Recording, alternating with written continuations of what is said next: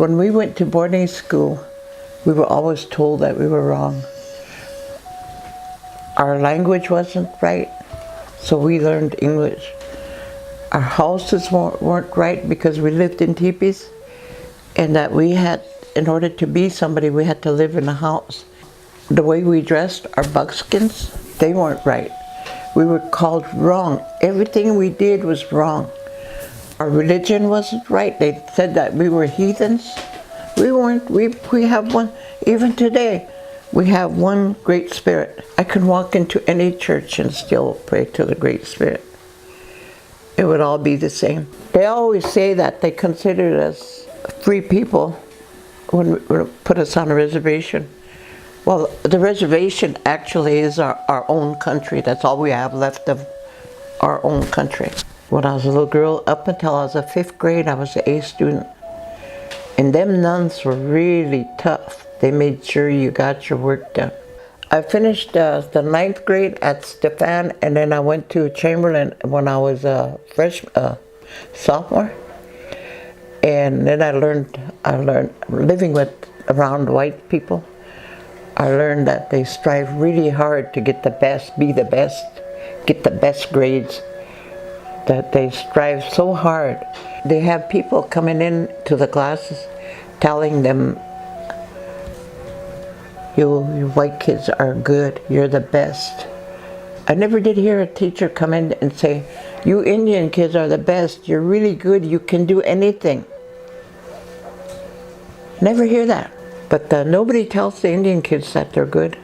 From the time I was 7 years old, I got interested in doing beadwork, and I started sewing and making designs, and I learned how to do that loom work. So I was, in my mind, I was always thinking up of designs and translating them. And I kept all my aunt's designs, my mother's designs, and I kept track of them. The first one I did was by hand, star quilt. Every stitch of it, I sewed it by hand. Even the corners where you put the material in. And every time I would get money, it just like with my beads, every time I made money on my beads, I would go back and I'd buy more beads. Well, this here, every time I sold a star quilt, then I'd buy more material. And everything I do in my art is time consuming. Time is really important to me. Whatever takes time, and a lot of people get bored, you know, I can't do that. But if you want to do something worthwhile, it takes time. It takes patience to really get into something. And what helps me is I can buy really pretty material, you know, and as I'm making this quilt, well, it's coming out to be better, more interesting, you know. Hello to everybody out there. My name is Daryl Middleton. I'm a Czech Ba. I got older. My twin's older than I am. He's 6 minutes older than I am. And my Lakota name is Tokagahe, which means comes with first. What are the 7 sacred ceremonies, and in what ways have they changed since back when compared to modern times? One of the most sacred is the sun dance, and like now, this time of year, many of the sun dancers are preparing themselves.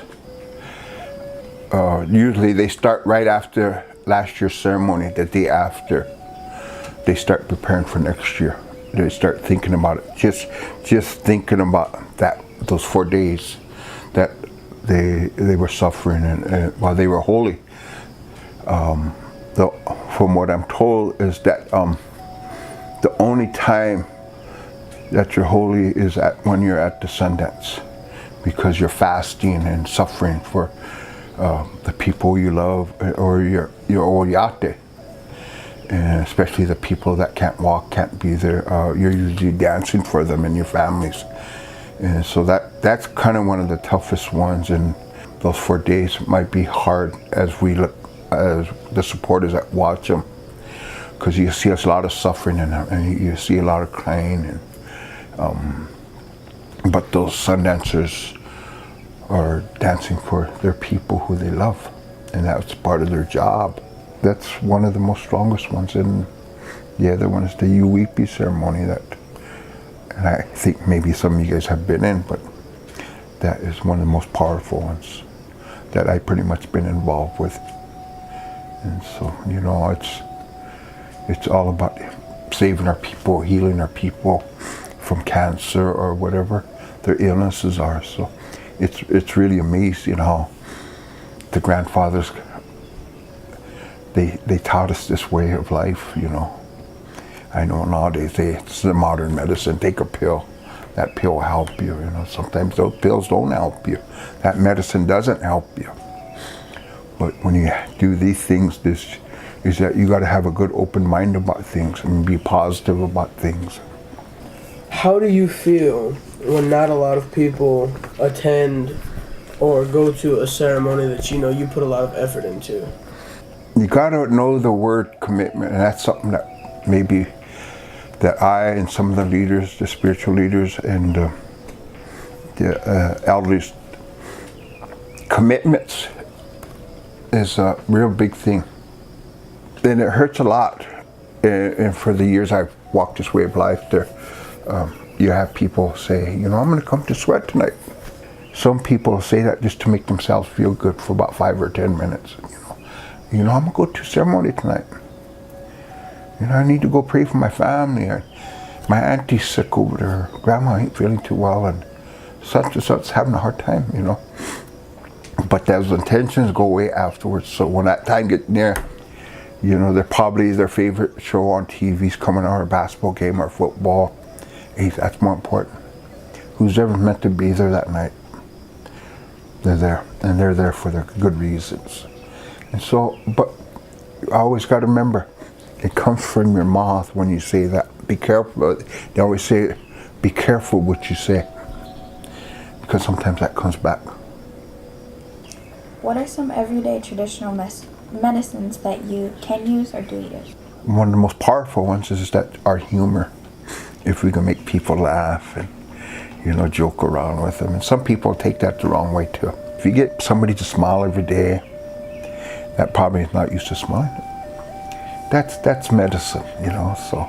Can you walk us through a Sandak ceremony? Throughout the year, you're thinking about one of your relatives that's been sick, who's having a hard time. And so with that, we take those prayers and we make that woye, the flags, and we make the tobacco, the ties, and we start doing those a few days before. But we travel to Pine Ridge and we stay a week down there. And it's always good to come home, but it's always good to be there too. And to see from there, there's relatives all over the nation that comes. California, from the East Coast, some down there as locals, but they come from all over. And again, we're family, always glad to see each other. And so those things are good. But pretty much it's just preparing yourself through the sweats. And as you get older, you could tell your kids and your grandchildren these stories, you know, and it's a good thing. In the evening, sometimes when my family comes, we sit out in the front deck and we talk about these things, you know. It makes us feel good, it brings us closer together, and so. My name is Maxine Grassrope. I've lived here in Lower Brule all my life, and I grew up with my grandparents, so I know and I hear what some of the things they told me. The Indian way of life, and that's more spirituality. That's the main thing in the family. Spirituality is something that leads the whole family through all bad times, good times. And that's the reason I think everybody knew where they're at, what to do, you know. But today it's altogether different. We're losing our spirituality. And that's the main thing, that's the downfall for all of us, all our young Trakojas, the grandkids. Because we know that the family, the first one that gets up, you could just hear them praying for good things on that day. Everything is different today. And now we have medicines like pills. And to me, like that's leading the young kids into taking all these drugs. To me, that's what I think. Because we have plants, Mother Earth has given us plants to use. And each and every one of us, we expect to that to be a sacred thing. And they don't play around with it. It's there for us to use in any way, feelings or sickness, you know, and health. And they use all those plants and they're right there. I'm sorry to say that all that is going down, almost gone. Besides that, all the elders are going down. They're going to be gone, so it wouldn't be no more.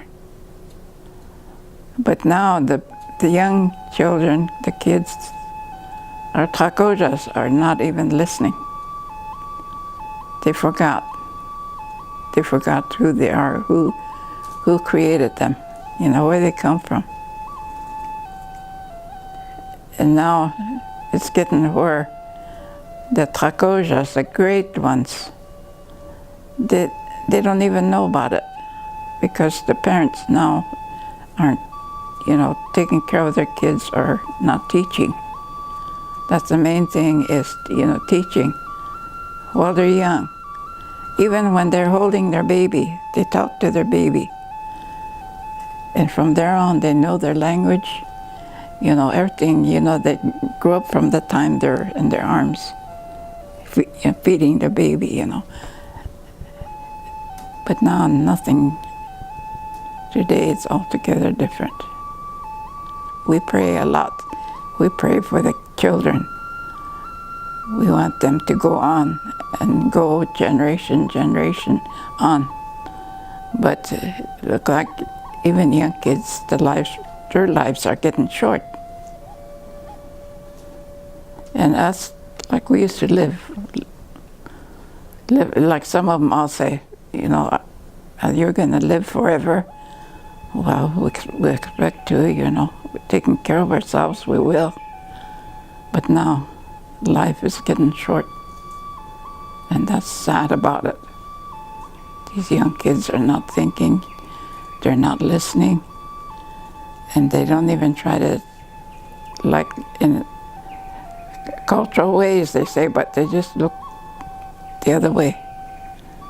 And there's so much good. If they would just listen, at least one word, you know, we can go on. Back in 1949, all of a sudden I got sick, and here they said I had tuberculosis. And that's when, well, I was married then, and my husband got a medicine man that came and had prayers. And so then he gave me the medicine. And he said that I would eventually get well, but it's going to take time. In the meantime, social service sent me to a sanitarium in Rapid City. And they said my lungs were really bad off, and they wanted to do surgery right away. And here, like 2 months, my lungs were all cleared up, and there was no scar, no such thing. And that's what the medicine gave me. It worked. And I didn't have to have surgery. So that medicine really helped. It cured me. Ihani washte, Wocheke washte winhemia, now English is Shirley Crane. It's a good day to be here today and greet you with warm handshake and a good heart. What are the 7 Lakota values, and what do they mean to you, personally? Personally, all those values are, to me, they used to live them, you lived them. And all about respect, fortitude, bravery, courage, humility, spirituality. All those things are very important to us, and it all evolves into one thing which adds up to respect. Because I feel if you respect yourself, your mind, your heart, your body, you have no problems in life. The very first ceremony I attended was in the Inipi, the sweat lodge, at Noah Grastropes. He tells you the ground rules, and one of the things I remember him saying is that when we pray, we're in a circle, and when we pray, while you are in here, we don't want to break that prayer, so we stay in here. We sit in here and we pray until it's over with. And there are songs that go with it, the opening songs and the Chanupa songs and closing songs and Thanksgiving songs and thank you songs and then the closing songs. So that was a good beginning for me in that way, because little did I know it, but it was. And What's your favorite traditional dish? mine is, I like tripe. That's a lot of work, you know, to clean it initially, but anymore it's done differently. It's really so clean, everyone likes it. Also I like wasna. I never get tired of eating that. Can you maybe explain to us what tripe and wasna are made up of? Tripe comes from the buffalo or the beef. Wasna, you can make, there's several ways to make that. Cornmeal wasna with raisins and sugar. Some people today, they use vegetable oil, but like I said before, we used kidney fat, or they call it tallow, to hold it together. And then there's the dried beef. If you get some deer's good. And get the hind quarter and slice it up and dry it. Hang it to dry. When it's dried, and you store it in a airtight container or a sack, cheesecloth sack, and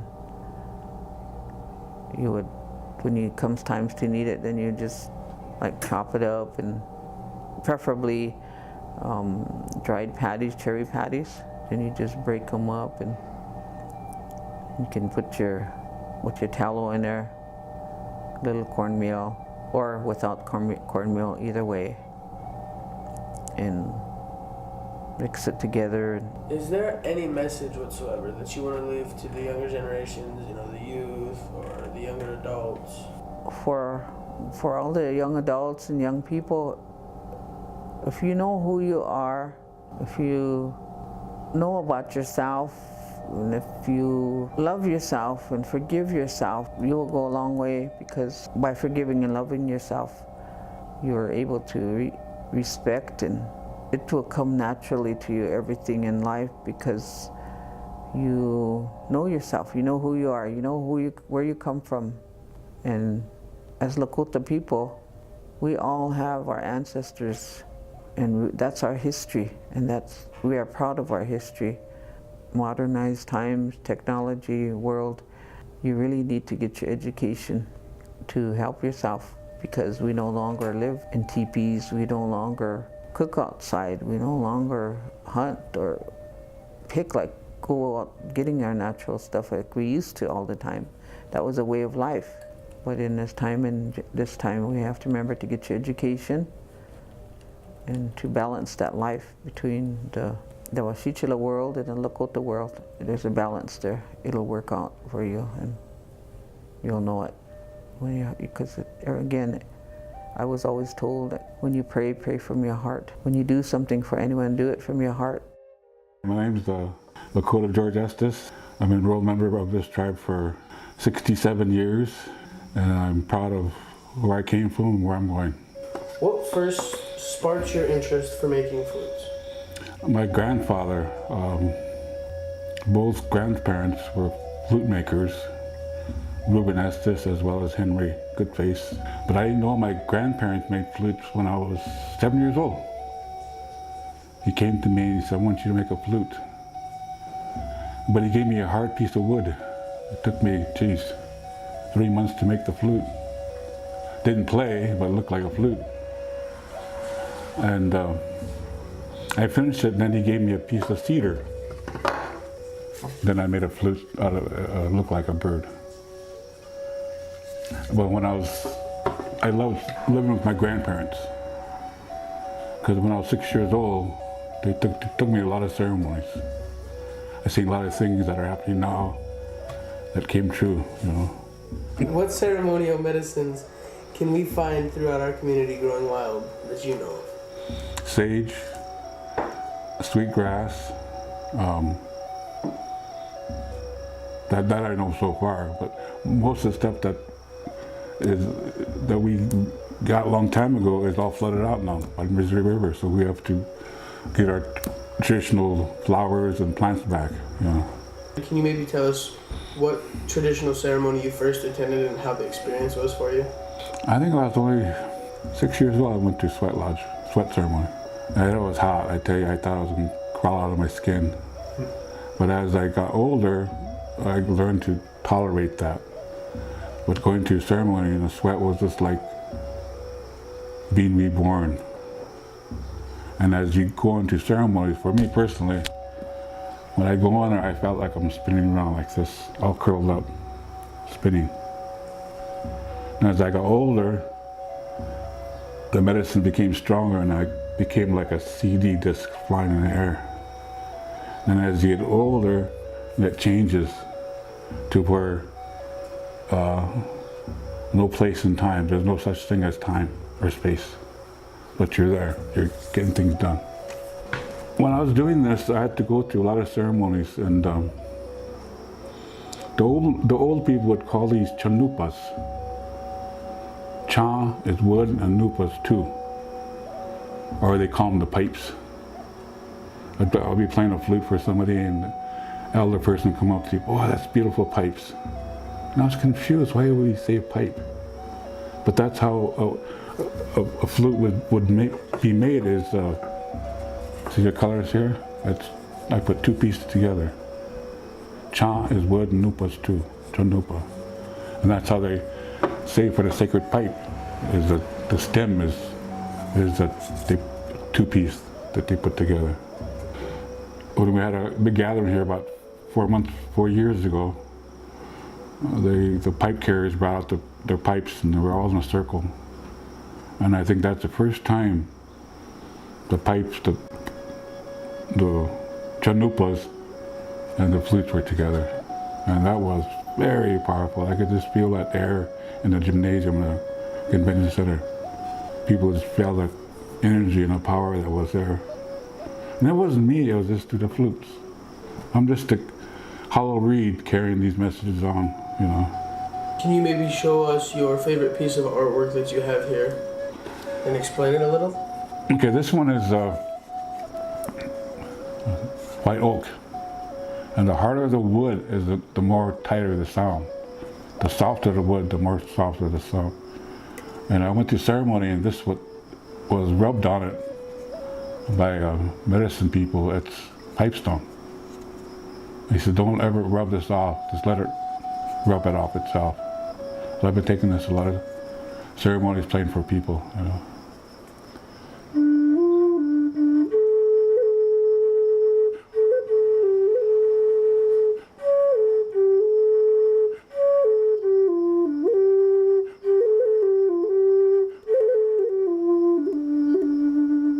That's a low-range flute, and these are the high-range flute because the smaller the hole, the higher the pitch.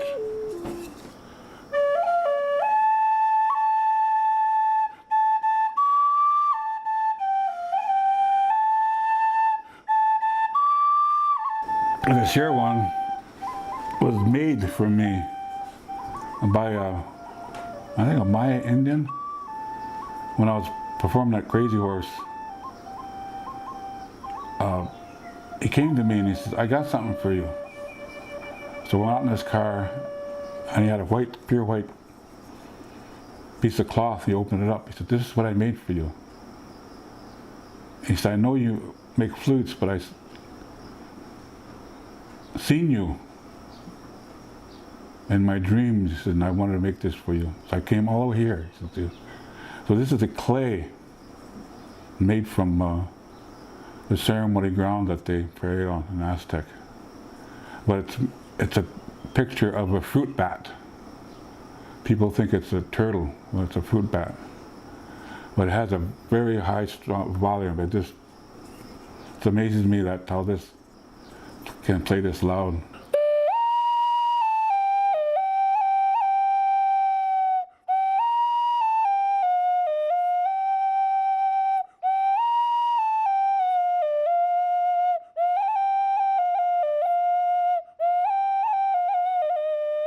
How long does it take to make one flute? If I really push myself, it takes me about 3 hours. If it's real nice hot out, it dries fast, it takes about 3 hours. But doing people requesting more flutes from different vendors, I spend maybe all day just cutting the piece of wood out, let it dry. The next day, glue them all. The next day, grouter them all and put holes in. But since my son Toka is here, it helps me out a lot in cutting down finishing the flutes and everything. And these are the bird fetishes that we make. Who taught you how to originally play the flute? Or did you have to learn on your own? I taught myself. That's the best way to learn. Learn, you know, go out by yourself, go out in the field or out in the hills, and everybody has their own song. Everybody has their own song, and a lot of times I meet people and they say, "Well, I got a song here. I got a song here," and they grab it. Well, that's a Kevin Locke song. That's not your song. That's somebody else you heard on a CD. That's not your song, you know. So you got to create your own song. When you do sell them, how much do you use? These run about $250. These run about $175. These run about $150, and these run about $175.